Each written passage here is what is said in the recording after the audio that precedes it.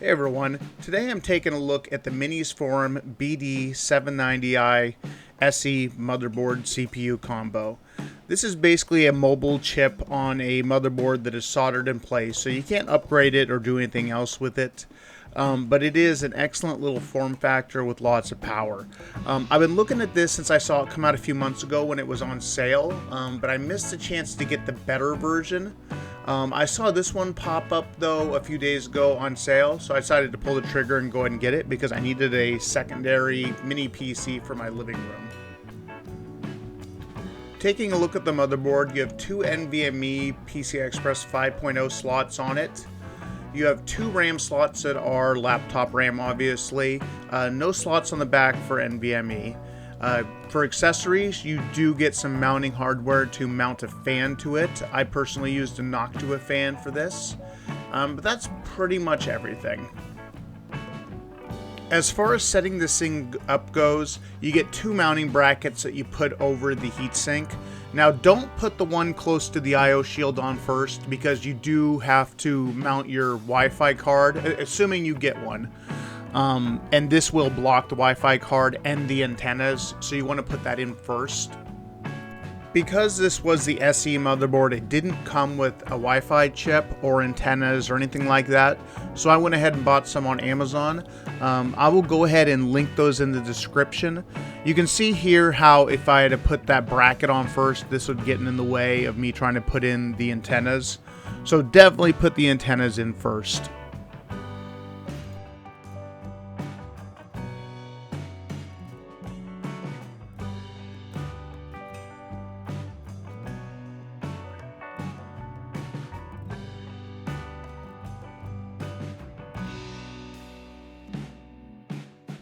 Once I had the antennas attached to the I/O shield, I went ahead and attached the other end to the Wi-Fi card. Once the Wi-Fi card had the antennas on it, I plugged it into the M.2 slot on the board. Now the only problem I did come across is the M.2 slot on the board doesn't have any kind of mounting hardware there. So this card can come loose if you move your PC around. I discovered this when I was first setting up the PC. It just was not detecting the Wi-Fi or Bluetooth. So I went ahead and opened the thing back up and then made sure it was in there snugly, and sure enough it had been knocked loose when I was putting everything together.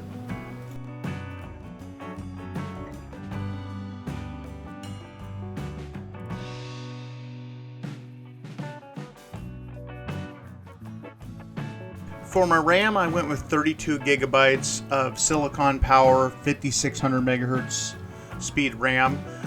Now this board technically only supports up to 5200, but when you're looking at the price difference, you might as well just get the 5600. There's no difference at all, so why not get the faster stuff for maybe later use. Regardless, yeah, the 5600 stuff worked fine. I popped it in, computer detected it at 5200. Just to warn you, this board will not let you overclock the RAM, at least not in my experience. I tried and all it did was actually drop the speed down.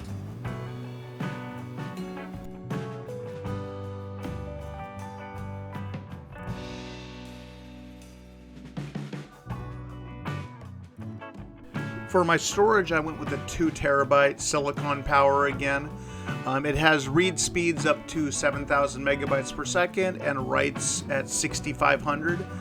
This has kind of been my go-to lately for storage. I used to use Sabrent, but I've had some bad experience with them dying lately after a few years, and my roommate has had the same problem. So I'm giving silicon power a try, and we'll see how they work out. So far in this build, they've worked out pretty well though.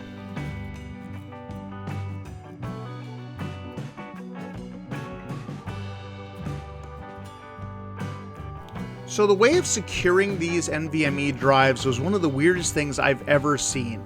So it's kind of hard to see in this video, but it's like there's a little, I don't know, like a little plug that has a little piece of plastic in it. You pull that piece of plastic up out of the hole, and then you slot the NVMe drive in and then put the little piece back in and plug it back down, and it holds it in place.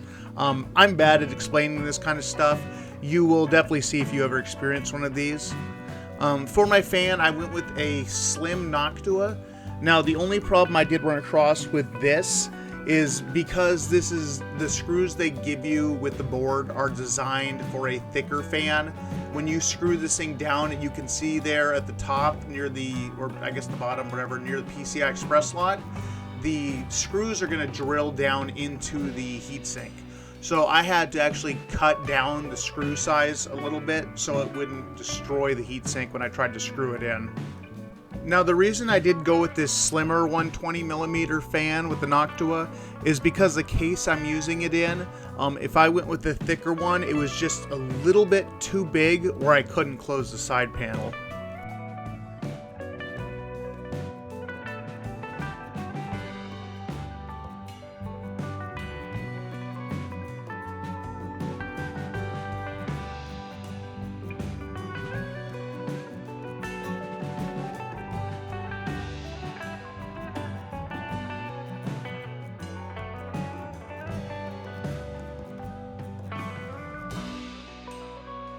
A lot of the parts I picked for this PC were actually based on this case you see right here. I bought this on Amazon years ago and I've never really had any use for it. It was about the time that 3-slot cards were becoming more normal, and I don't really like using, I won't say low-end hardware, but you've probably seen in most of my videos I like using high-end hardware. So a 2-slot card just really wasn't cutting it. Nowadays, it's still not the greatest, but this PC, I wasn't aiming for, extreme top of the line. I ended up getting an RTX 4070, which fit with the 2-slot card perfectly. So, like I said, this whole build was based around this case. It did only come with a PCI Express 3.0 riser when I bought it. This was before 4 became more of a thing. And that actually caused me a little bit of a headache, and I had to go in and make some changes to the motherboard and change it to Gen 3 instead of Gen 4, which I know I will lose a little bit of performance on the video card, but it's very minor from some of the benchmarks I saw, like maybe 1 or 2 frames. And if I ever get too obsessed about it, I can always just go back and change it to another riser. For my power supply, I probably went a little overboard, but looking at power supply prices, I was trying to find something that was affordable and was decent and could actually get here before Christmas. It's hard to find an SFX power supply right now for an affordable price. So I went with the Cooler Master 850 SFX. I actually have the same thing, but an 1100 version in my desktop, and they've been pretty decent little power supplies. So this should also give me a little bit of room for later on if I do want to, upgrade the video card, change out the, CPU, motherboard.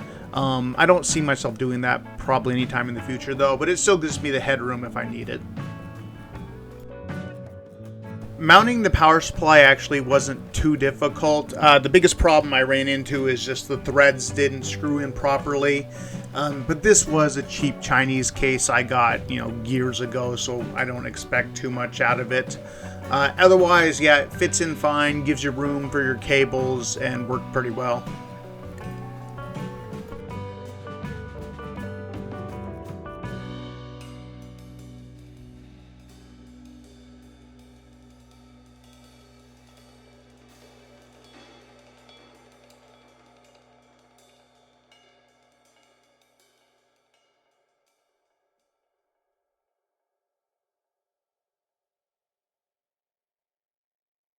Since this case doesn't really have any USB or I/O or anything on it, wiring it wasn't too much of a problem.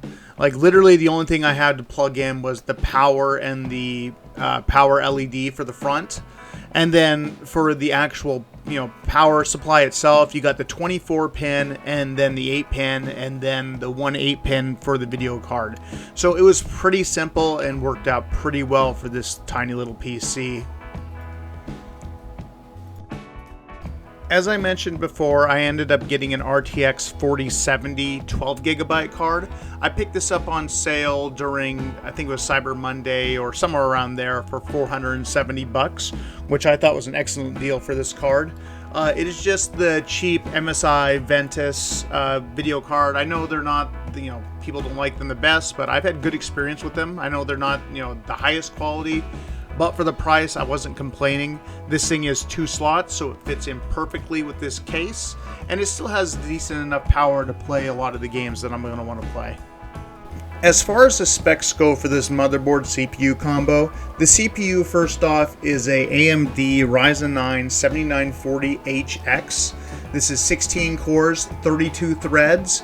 It boosts up to 5.2 gigahertz and has a base of 2.4.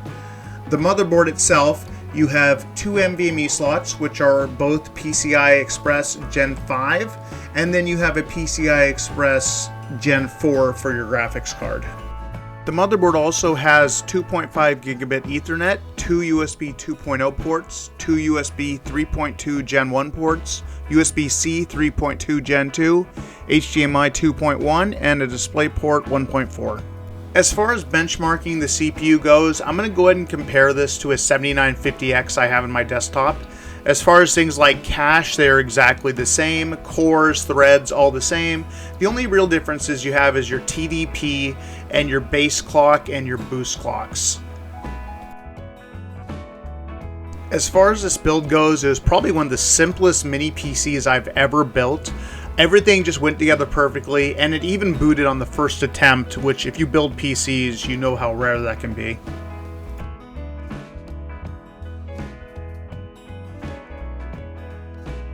Once you boot up the computer, and if you hit delete, you have a bunch of different options here. You got your boot option, UEFI shell, bunch of other stuff, BBS menu, I don't know what that is.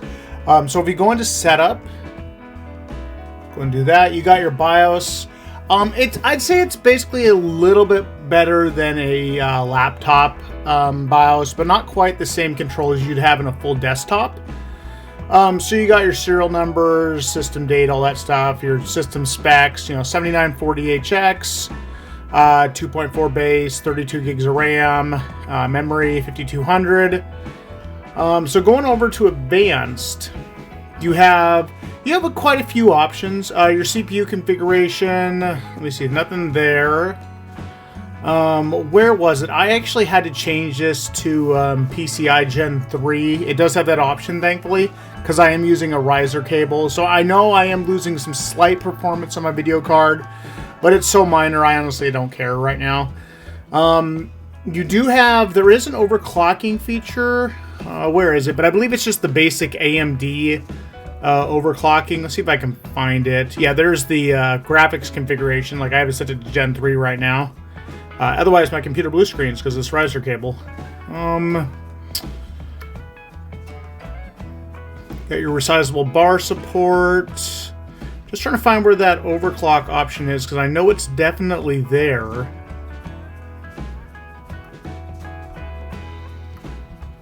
Go through every single setting here till we find it. It's got to be, let's see, is it under common settings? Nope.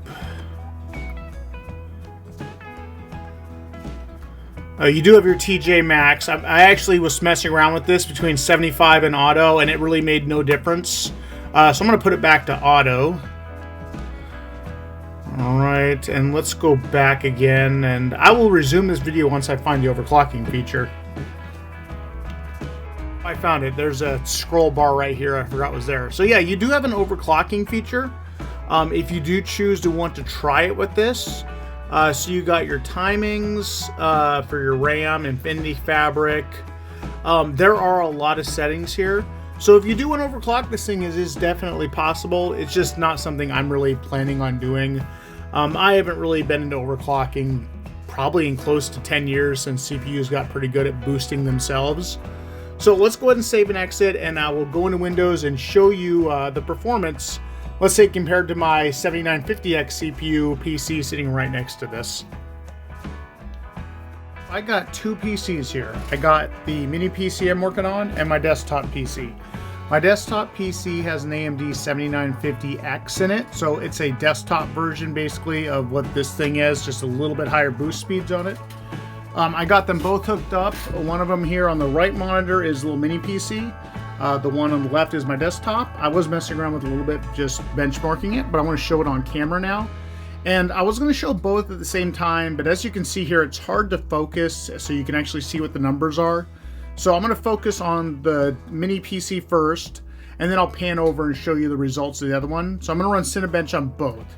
But you can see right here, I got HW info up and going, and I don't know if you can see it, but right now as far as the CPU clocks, it gets up to 5.24, and as far as the temperatures go, like right now it's sitting right here in the 30, like low 30s. It's pretty good on temperature. So let's go ahead and start Cinebench on both of these, and then I will show you the results when I'm done. Let me go ahead and pull this back a little bit so you can see it. All right, so I'm going to go ahead and start a new run. We're going to do multi-core first, and I'm starting to get it on my desktop here at the same time. And I'm going to go ahead and start fast forward this section a little bit, and then let you see the final results.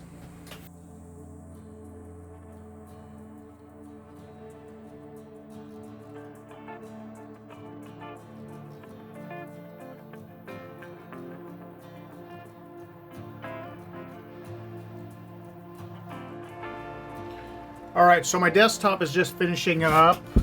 It scored 1961. So let's go over to the mini PC again. It's almost finished. Let's see what it gets. All right, we're getting a score of 1727. And I want to say that's about 10% difference on the multi-core. So let's go ahead and actually let's check the temperatures here. So we got, okay, so looking at the temps, it did pretty good for only having that little knock to a fan. We're sitting at the high 70s. We'll underload doing that. So not too bad. Let's go ahead and run the single core though and see how it compares to the other the other PC.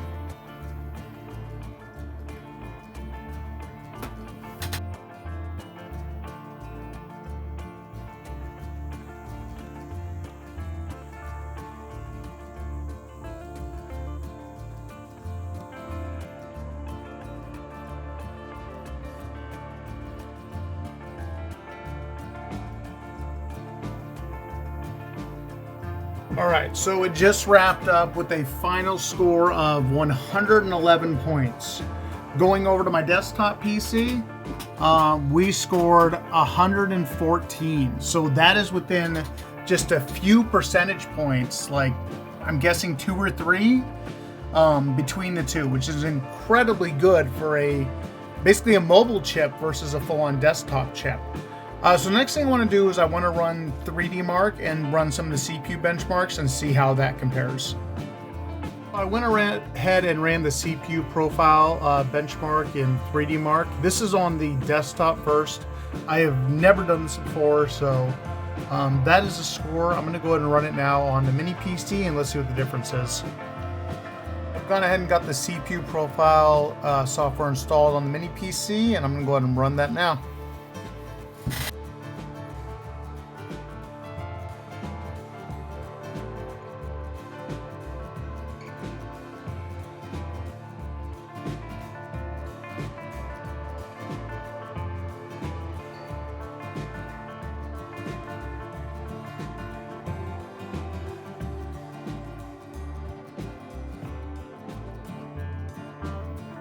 We got the results here.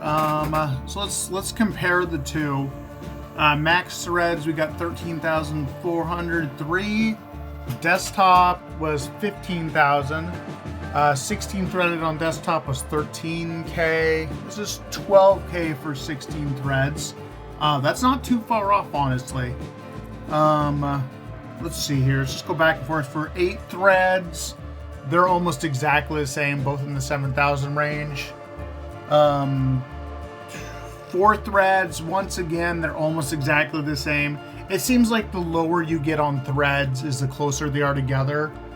They're almost identical once you get down to 8. So pretty decent, performance for a little mobile chip.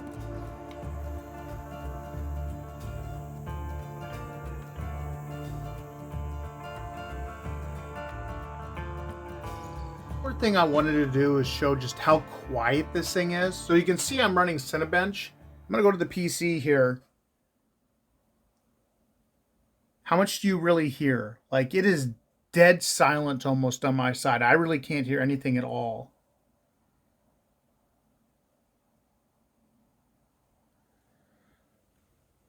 So yeah, that's how quiet it is. Once again, if I pull up the HW info, like it's, yeah, look at the temps right now. It's running a benchmark, but it's nothing. Like, it is just so quiet, and the temperatures are not, temps are not loud at all, or are not high, and the sound is not loud at all.